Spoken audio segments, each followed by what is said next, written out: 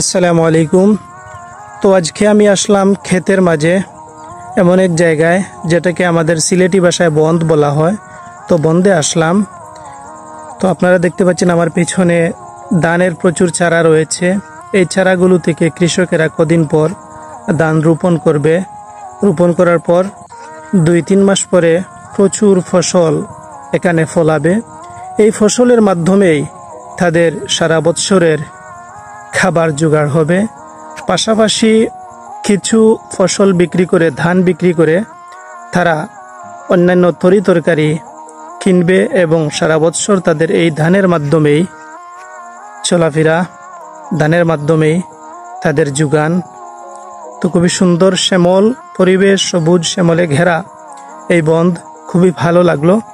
কৃষকের খেটে খাওয়া দিনের অন্ত এই জায়গাতেই তারা ক্ষেত করেন।